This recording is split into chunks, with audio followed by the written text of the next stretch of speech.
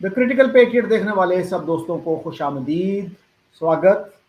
آج میرے ساتھ اسلام آباد سے شریک گفتگو ہیں راجہ طلحہ سرفراز خان صاحب۔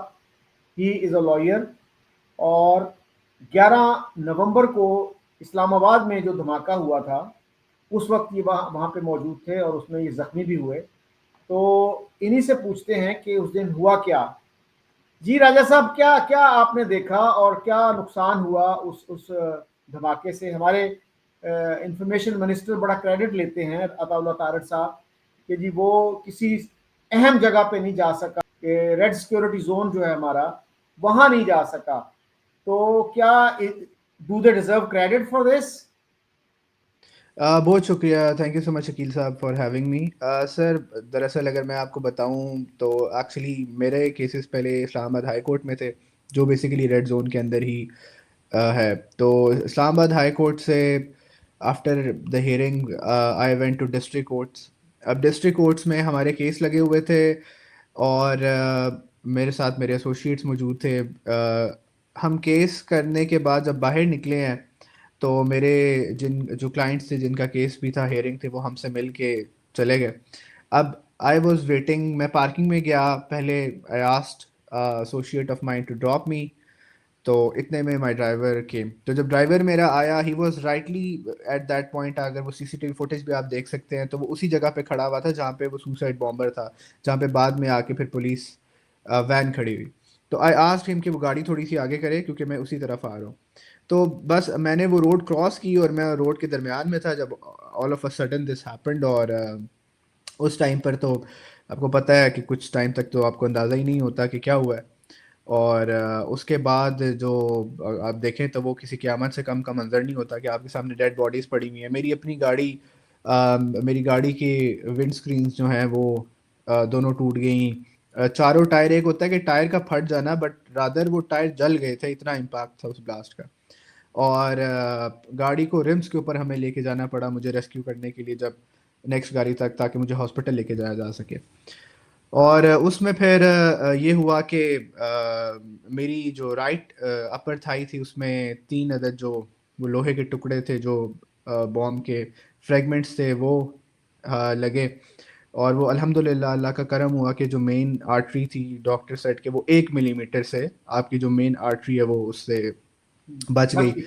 اور وہ یہ تھا کہ جب ہاسپٹل ہمیں لے کے جایا گیا ایک نجی ہسپتال میں جو قریب تھا، تو میرے ہمارا کچھ ہی ٹائم میں سارے جو میرے ایسوسیٹس یا اسٹوڈنٹ سب لوگ اکٹھے ہو گئے، اور پھر میرا ابھی تک جو ہے میں انڈر ٹریٹمنٹ ہوں۔ آل دو ریکوری ہو رہی ہے، but I am not still not able to walk on my own. لیکن اس کے اندر اگر باقی نقصان دیکھا جائے تو ہمارے ایک وکیل صاحب تھے جن کا بھی ریسنٹلی سپریم کورٹ کا لائسنس آیا تھا، اور دیٹ ڈے جو باقی ہمارے وکیل حضرات وہ بتا رہے تھے کہ وہ مٹھائی تقسیم کر کے G10 میں گئے اپنے سپریم کورٹ کے لائسنس آنے کی، تو وہ وہاں پر اس دھماکے میں شہید ہو گئے۔ اور اس کے علاوہ جو ہمارے ایک وکیل صاحب ہیں ان کی ٹانگ ضائع ہو گئی، اور کچھ اور ہمارے وکیل حضرات ہیں جن کی جو زخمی ہوئے۔ اس کے علاوہ جس جگہ پہ بلاسٹ ہوا ہے وہاں پر یہ بائکیا کا لیفٹ سائڈ پر پوائنٹ تھا کہ جہاں پر سارے بائکیا رائڈرز آ کے کھڑے ہوتے تھے اور رائڈ جنہوں نے لینی ہوتی تھی وہ جا سکتے تھے۔ 4 سے 5 عدد جو بائکیا رائڈرز تھے وہ اس میں شہید ہوئے۔ پھر کچھ لوگ جن کے کیسز تھے، میں خود جس کیس میں گیا تھا اس کے اندر کو ایکیوز تھا ایک، وہ اپنے ماموں کے ساتھ آیا ہوا تھا، وہ 3 سال سے جیل میں تھا۔ 1 مہینہ پہلے اس کی بیل ہوئی اور وہ اس دھماکے میں جو ہے وہ اور اس کے جو میٹرنل انکل تھے ان کی شہادت ہو گئی، ان کی ڈیتھ ہو گئی۔ اب آپ نے ایک سوال کیا کہ جو وفاقی ہمارے وزیر اطلاعات ہیں وہ یہ کہہ رہے تھے کہ امپورٹنٹ جگہ پہ نہیں جا سکا۔ میرا خیال ہے اسلام آباد ڈسٹرکٹ کورٹس ایک کافی امپورٹنٹ جگہ میں سے ایک ہے، آپ کی ضلعی جو کیپٹل ہے اس کی عدالتیں ہیں۔ تو ہم کافی عرصے سے ہماری بار بھی یہ بات کہہ رہی تھی کہ یہ ایک سیکیور جگہ نہیں ہے، کیونکہ اسی جگہ کے اوپر کافی ایسے واقعات ہو چکے ہیں کہ کورٹ سے کسی بندے کو باہر لے کے جایا اور وہاں پر اس پہ اٹیک ہو گیا۔ ابھی کچھ عرصہ پہلے یہاں پر ملزمان کو کورٹ سے لے کے باہر لے کے آئے، اسی گیٹ جس پوائنٹ پہ دھماکہ ہوا ہے اسی جگہ کے اوپر ان پہ اٹیک ہوا اور ان پہ ان کے دشمنوں نے ان کو حملہ کر کے مار دیا گیا۔ اور ایک نہیں، یہ کافی دفعہ یہ ایونٹ اسی جگہ پہ ہو چکا ہے، لیکن اس کے باوجود کوئی سیکیورٹی میئرز وہاں پر نہیں لیے گئے. ابھی بھی جو پارکنگز ہیں لیفٹ سائڈ پر سامنے کی حد تک اس پہ کسی قسم کا کوئی بار لگا کے پراپر ان کو کارڈن آف نہیں کیا گیا، صرف جو سامنے والی روڈ ہے اس کو ایک حد تک بند کیا گیا ہے. تو اسٹل کافی سیکیورٹی میئرز جو وہاں پر لینے والے ہیں ڈسٹرکٹ کورٹ میں، کیونکہ وہ ایک تو مین آپ کی سروس روڈ کے اوپر موجود ہے جس کے سامنے سری نگر ہائی وے ہے، تاکہ اس چیز کو یہ انشور کیا جا سکے کہ آئندہ ایسا کوئی ایونٹ نہ ہو. اچھا، اس میں کتنے لوگ مارے گئے تھے؟ 18 لوگ کہا جاتا ہے مارے گئے اور 50 زخمی ہوئے، جی جس میں آپ خود بھی شامل ہیں. تو جی. کیا گورنمنٹ نے کوئی کوشش کی کہ ان لوگوں کے زخموں پہ کوئی مرہم رکھا جائے، جو لوگ مارے گئے ہیں ان کو کوئی کمپنسیشن دی جائے، یا جن کا کوئی نقصان ہوا ہے اس کو کسی نہ کسی حد تک کم کرنے کی کوشش کی جائے؟ جی بالکل بھی نہیں. فیڈرل گورنمنٹ کی طرف سے کسی قسم کی کوئی کوارڈینیشن، کوئی کانٹیکٹ نہیں کیا گیا، نہ زخمیوں کو نہ ہی جو لوگ اس میں شہید ہوئے ہیں ان کے ساتھ کہ ان کو کسی قسم کی کوئی مالی معاونت دی جائے یا ان کے کسی علاج معالجے میں ان کو کوئی ہیلپ آؤٹ کیا جائے. میں اگر اپنی بات کروں تو میں تو ایک اللہ کا شکر الحمدللہ ایک اچھے گھرانے سے تعلق رکھتا ہوں. I am able to afford treatment یا جو نقصان ہوا مجھے مالی. بٹ وہ لوگ جن کی ہم بائکیا رائڈرز ہیں جن کی ہم بات کریں، جو کہ 300 400 500 یا 1000 روپے کی دہاڑی کے لیے وہاں پر آتے تھے، اپنے گھر والوں کا واحد سہارا تھے، ان کے لیے سرکار کی جانب سے کوئی پیکیج، کوئی ریلیف پیکیج، کوئی شہدا پیکیج یا زخمی پیکیج کی اناؤنسمنٹ نہیں ہوئی. ہمارے وکلا حضرات یہ جو وہاں پر ابھی پہلے انہیں پمس میں لے کے جایا گیا، پمس کے اندر کوئی خاطر خواہ ٹریٹمنٹ ان کو پرووائڈ نہیں کی گئی. اس کے بعد زیادہ تر جو ہمارے وکلا حضرات ہیں انہوں نے پرائیویٹ جگہ سے اپنا علاج کروایا. ان کی حد تک بھی جو فیڈرل گورنمنٹ ہے اس کی طرف سے کسی قسم کی کوئی کمپنسیشن نہیں کی گئی، نہ شہداء کی، نہ زخمیوں کی، نہ ہی جن کو کوئی مالی نقصان ہوا اس دھماکے میں.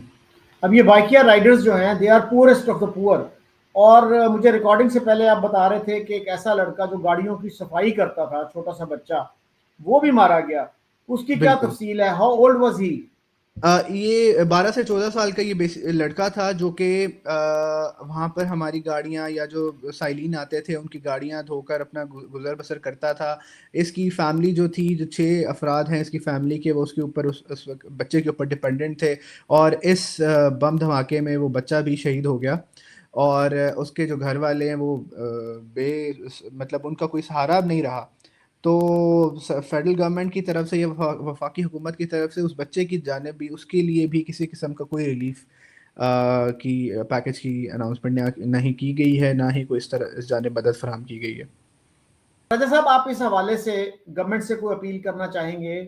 ریلیونٹ اتھارٹی سے کچھ اپیل کرنا چاہیں گے؟ کیا کہیں گے؟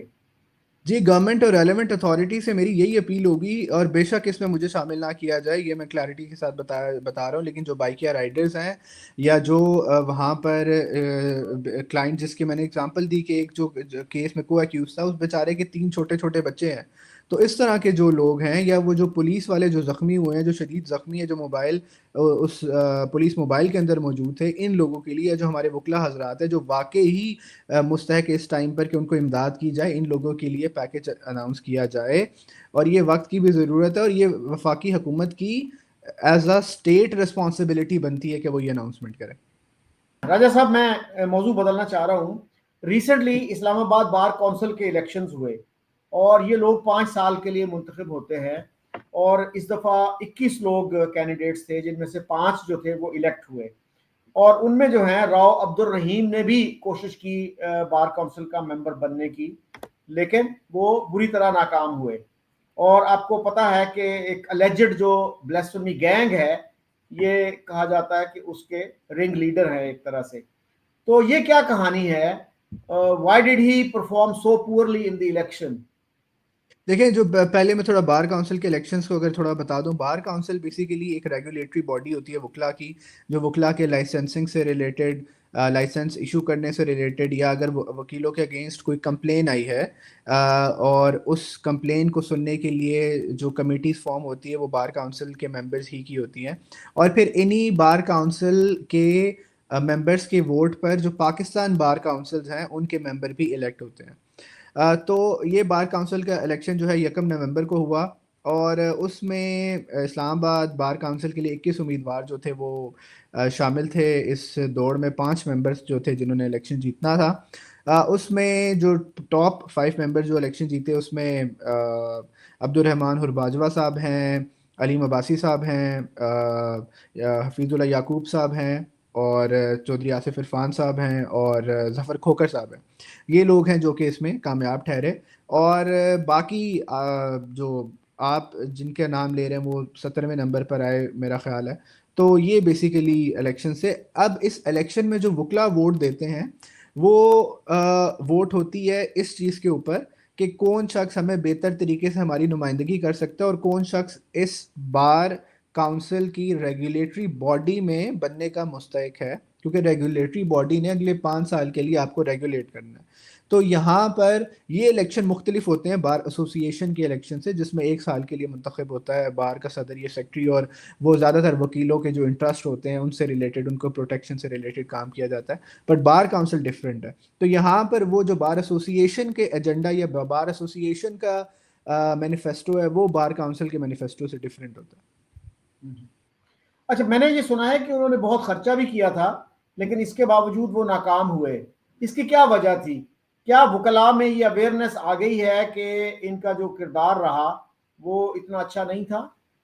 دیکھیں بار کاؤنسل کے الیکشنز میں خرچہ انہوں نے بھی کیا, باقیوں نے بھی کیا, لیکن ان کے جیتنے کی وجہ ایک بالکل یہ کہی جا سکتی ہے کہ وکلاء کے اندر ایک یہ کنسرن تھا جو کہ اسلام آباد کی جب لائیو سٹریمنگ ہوئی اس میں ایک جو کویسچن ابھرا جس میں جو اسپیشل برانچ کی اور NCHR کی رپورٹس تھی جس کے اندر بھی ان کا نام آیا. تو یہ بھی ایک وجہ تھی جس کی بنا پر ان کے اوپر شک کی نگاہ سے دیکھا گیا اور وہ اتنا بیٹر پرفارم نہیں کر سکے الیکشن میں. اور جیتنے والے جو تھے کتنے ان کے ووٹ تھے, اور ہارنے والے جو تھے ان کی کیا رینج تھی, ان کی کیا رینج تھی روز صاحب کی؟ جیتنے والے اب مجھے ایگزیکٹ تو یاد نہیں ہے, لیکن جیتنے والے کا میرا خیال ہے 1400 یا 1500 ووٹ تھے اور ان کے 200 یا 300 ووٹ تھے. میں درخواست آلریڈی آپ سے کر چکا ہوں جو کہ وفاقی حکومت کی جانب سے تھی. دوسرا ہمارے یہاں پہ میں نے اسلام آباد ہائی کورٹ بار ایسوسی ایشن کے صدر صاحب کی ایک تقریر مجھے بھیجی گئی تھی جس میں وہ فرما رہے تھے کہ انہوں نے تمام زخمیوں سے ملاقات کی اور تمام زخمیوں کو امدادی چیک دیے ہیں. تو میں تو ایک بات یہ کلیئرٹی کے ساتھ کہہ دوں کہ مجھے نہ کوئی امدادی چیک دیا گیا ہے. میں اس لیے نہیں کہہ رہا کہ مجھے دیا جائے, اگر دیا بھی جائے گا تو میں اس کا انکاری ہوں, آئی ڈونٹ وانٹ اٹ. لیکن یہ فار دا ریکارڈ بتانا ضروری ہے کہ مجھے نہ تو Islamabad high court bar ایسوسی ایشن جس کا میں ممبر ہوں کہ صدر صاحب کی جانب سے کوئی کال کی گئی, نہ ہی مجھے کوئی امدادی چیک دیا گیا, اور نہ ہی مجھے ان کے امدادی چیک کی ضرورت ہے. اچھا راجہ صاحب, ایک اور بات جو میں کرنا چاہ رہا ہوں, ہماری ایک بہت پرومیننٹ ہیومن رائٹس ایکٹیوسٹ ہیں ایمان مزاری, اور ان کے ہسبینڈ ہادی علی چٹھا, وہ بلیسفیمی کیسز بھی لڑتے رہے ہیں, اور ان کے اوپر بھی ایک کیس کر دیا گیا ہے, FIR کاٹی گئی, اور اس کے بعد پھر ان کے اوپر مقدمہ چلا. تو اس میں کیا آپ ایکسپیکٹ کر رہے ہیں, اور اس مقدمے کی نیچر کیا ہے, اور what kind of judgment are you expecting?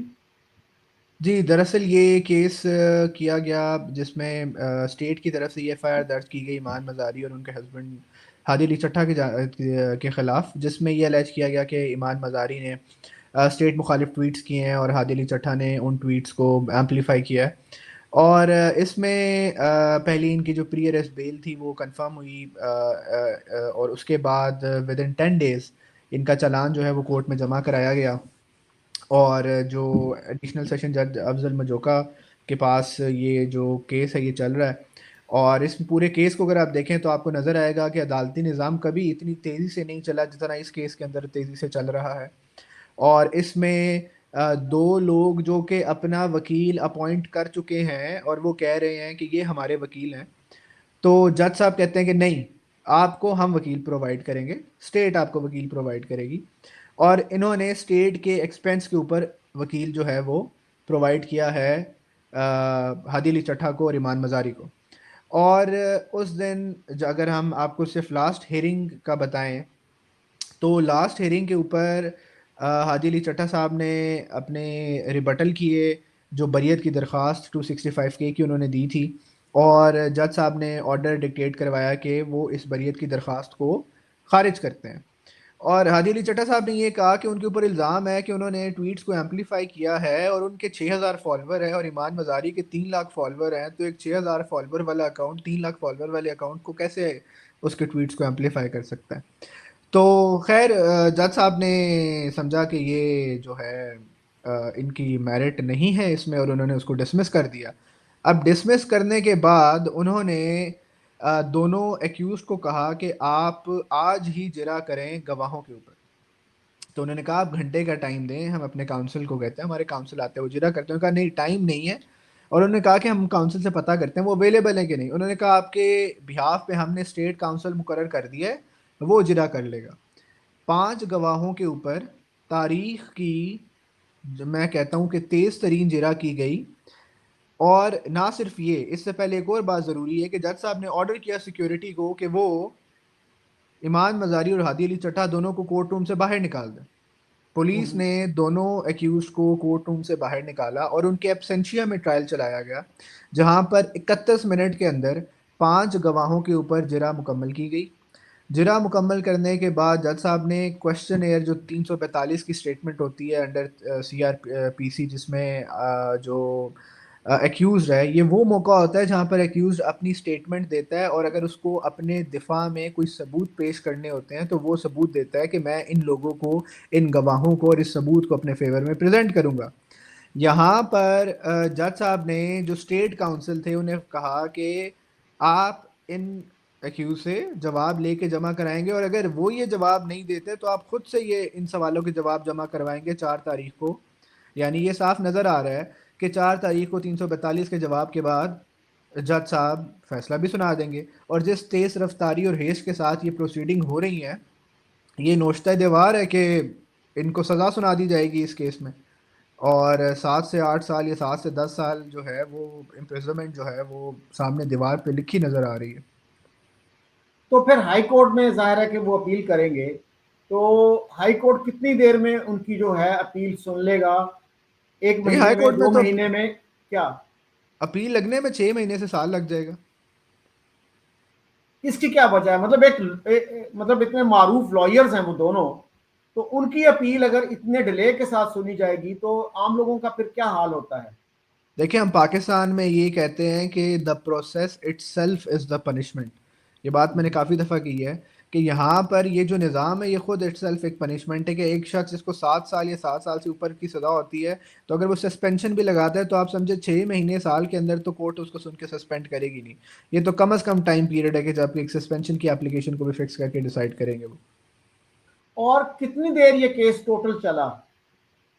یہ کیس سپتمبر کے اندر جہاں تک مجھے یاد پڑتا ہے کہ ان کی بیل ہوئی اور اس کے بعد چلان، تو یہ 2 مہینے کے اندر آپ دیکھ لیں کہ وہ 2 مہینے سے بھی کم ٹائم کے اندر. تو یہ تو پھر وہ ہو گیا، فاسٹ ٹریک سسٹم ہو گیا. نہیں یہ اس سے بھی کوئی میرا خیال ہے کوئی بلٹ ٹرین قسم کا یا اسپیڈ آف لائٹ کا ٹرائل ہے یہ.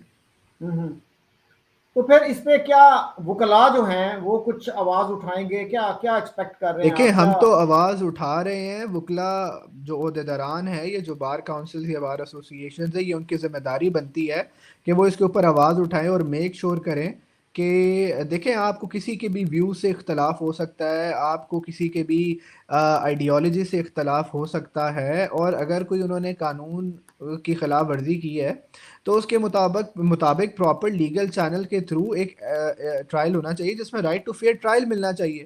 یہ کون سا رائٹ ٹو فیئر ٹرائل ہے کہ جہاں پہ انہیں ان کے کاؤنسل نہیں دیے گئے، جہاں پر ان کی غیر موجودگی میں ان کے اوپر فرد جرم عائد کی گئی، جہاں پر ان کے اوپر کوئی جو ایویڈنس ہے، ایویڈنس کیا ہے کہ ان کے ٹویٹس کی اسکرین شاٹس لگا کے ایک ٹیکنیکل رپورٹ تیار کر دی گئی، جہاں پر این سی سی آئی اے نے اپنے ہی ایس او پیز کی وائلیشن کے اندر ایف آئی آر کا اندراج کیا. تو اتنے جس loop holes, legal loop holes موجود ہیں یہاں پہ، اور اپیرنٹلی جسے کہتے ہیں ہم، اس کے آن دا فیس آف اٹ آپ کو نظر آ جاتا ہے کہ آفینس جو ہے وہ بنتا بھی نہیں ہے، اس کے باوجود ان کے ساتھ ایک ایسا کام کیا جا رہا ہے. اس کے بعد آپ دیکھیں، اگر میں آپ کو ان وکلا کی بات کریں تو جو بلاسفمی لیجڈ بلاسفمی بزنس گینگ ہے، اس کے جو وکٹمز ہیں تو ان کو یہ ریپرزینٹ کرتے رہے ہیں. پھر جو وہ کمیشن ہیئرنگ تھی اس پہ یہ پریزنٹ ہوتے رہے ہیں. راولپنڈی اسلام آباد کے اندر اگر بات کی جائے تو 3 وکلا اس ٹائم پر جو یہ کیسز دیکھ رہے ہیں، آصف علی تنبولی صاحب ہے، ہادی علی چٹھا اور ایمان مزاری صاحبہ، اور میں ہوں. تو ان کی سے اختلاف اپنی جگہ، لیکن جو ایک نادار یا جس کا کوئی نہیں ہے، جن لوگوں کا ان کو اگر کوئی ریپرزینٹ کر رہا ہے تو ان کے لیے، تو ان لوگوں کے لیے بھی ایک امید جو ہے وہ ختم ہو جائے گی۔ اچھا راجہ صاحب، میں نے پچھلے دنوں سوشل میڈیا پہ پڑھا کہ کسی بلیسفیمی گینگ کے ایک وکٹم کا کیس چل رہا تھا، تو انہوں نے ایک نیا وکیل ہائر کیا، اور اس وکیل نے جب وہ فائل دیکھی تو اس میں تھا کہ فلاں فلاں جو وٹنس ہے اس کی جرح ہو چکی ہے، کراس ایگزامینیشن ہو چکی ہے، تو ایکچولی اس طرح کی کوئی چیز نہیں ہوئی تھی۔ یہ اسلام آباد ہی کا واقعہ ہے، کیا ڈیٹیل ہے اس کی؟ جی بیسیکلی یہ اسلام آباد کا ہی واقعہ ہے۔ اس کیس کے اندر پہلے ان کے پاس کوئی کاؤنسل تھا نہیں، انہوں نے پھر ہادی علی چٹھا صاحب کو اس کے اندر کاؤنسل کیا۔ تو جب وہ پریزنٹ ہوئے تو جج صاحب نے انہیں یہ کہا کہ اس کیس کے اندر جرح ہو چکی ہے اور صرف آخری بحث رہتی ہے، وہ آپ کر دیں اور پھر میں نے کیس کا فیصلہ سنانا ہے۔ تو جب انہوں نے کیس کی فائل دیکھی تو اس کے اندر جب جرح یا کراس ایگزامینیشن پڑھی گئی تو وہ اتنی فلاڈ تھی کہ وہ مدعی کے کیس کو تقویت بخشتی تھی، نہ کہ ملزم کے کیس کو۔ تو جب وہ ان کنسرنڈ وکیل جن کا نام اس پر تحریر تھا کہ انہوں نے یہ کراس ایگزامینیشن کیا، ان سے رابطہ کیا گیا کہ ان سے پوچھا جائے کہ انہوں نے اس طرح کی جرح کیوں کی ہے، تو انہوں نے یہ بتایا کہ میں آج تک اس کورٹ میں اس کیس کے اندر کبھی پریزنٹ ہی نہیں ہوئی، جرح کرنا تو بڑی دور کی بات۔ انہوں نے اپنا ایفیڈیوٹ جمع کروایا اس معاملے میں، اور وہ ایفیڈیوٹ ساتھ لگا کر اور وہ سارے ایویڈنس ساتھ لگا کر ایم آئی ٹی، جہاں پہ ڈسٹرکٹ ججز کے خلاف کمپلینس جاتی ہیں، ممبر انسپیکشن ٹیم آف اسلام آباد ہائی کورٹ کو یہ کمپلین جمع کرائی گئی، جس کے بعد یہ ہوا کہ وہ سارے کیسز ان جج صاحب سے لے کر باقی دو ججز کو منتقل کیے گئے۔ اور اگر اب میں آپ کو ان جج صاحب کا نام بتاؤں کہ وہ جج صاحب کون تھے، تو وہ جج صاحب تھے ایڈیشنل سیشن جج افضل مجوکا صاحب۔ یہ وہی جو جج صاحب ہیں۔ اچھا، جو جی ایمان مزاری اور ہادی علی چٹھا کا کیس سن رہے ہیں؟ جی بالکل، یہ وہی جج صاحب واؤ! ہیں جو کہ ابھی ہادی علی چٹھا اور ایمان مزاری کا کیس سن رہے ہیں۔ وہی ہادی علی چٹھا جنہوں نے ان کے خلاف کمپلین کی تھی ایم آئی ٹی میں۔ اور یہ وہی بات ہے کہ اگر ہمیں ہمیشہ ایک بات کہتے ہیں کہ صرف انصاف ہونا نہیں چاہیے، انصاف ہوتا نظر بھی آنا چاہیے۔ تو اگر ایک لمحے کے لیے مان بھی لیا جائے کہ یہ کیس میرٹ پر ہے، تو کیا پوری اسلام آباد کے ڈسٹرکٹ جوڈیشری میں اور کوئی جج نہیں ملا تھا کہ جو اس کیس کو سن سکتا؟ اچھا راجہ صاحب، یہ بتائیے، کیا ایمان مزاری اور ان کے شوہر کے پاس یہ حق نہیں ہے کہ کیا اسی سٹیج پہ وہ ہائی کورٹ یا سپریم کورٹ چلے جائیں کہ اس طرح کا مس کیریج آف جسٹس ہو رہا ہے، آپ اس کا نوٹس لیجئے before he announces the judgment? دیکھیں اب جمعرات کی حد تک، کیونکہ جو جج صاحب ہے وہ ایکس پاکستان لیو کے اوپر ہیں، تو جمعرات کے لیے انہوں نے ڈیٹ فکس کی ہے۔ جو ریسنٹ انہوں نے آرڈر پاس کیا اس کے اگینسٹ کرمنل ریویژن لگائی گئی ہے ہادی علی چٹھا صاحب کی جانب سے، جس کی کل ہیئرنگ ہے اسلام آباد ہائی کورٹ میں۔ تو اب ہم دیکھتے ہیں کہ اسلام آباد ہائی کورٹ سے کیا رزلٹ نکلتا ہے اس معاملے میں۔ اوکے جی راجہ صاحب، امید کرنی چاہیے کہ ایمان مزاری اور ہادی علی چٹھا کو بھی انصاف ملے گا، اور بلیسفیمی گینگ کے جو اکیوزڈ ہیں ان کو بھی انصاف ملے گا، اور میری دعا ہے کہ آپ جلد از جلد صحت یاب ہوں اور اپنی ڈیوٹی جو ہے وہ سر انجام دینا شروع کریں۔ Thank you very much. Thank you Shakeel صاحب۔ بس ایک بات یہاں پر میں کہنا چاہوں گا کہ میں اس حالت میں بھی ویڈیو لنک کے ذریعے اپنی ڈیوٹی پرفارم کر رہا ہوں۔ جی بالکل تھینک صحیح، یو۔ چلیں نا، تھینک یو اگین۔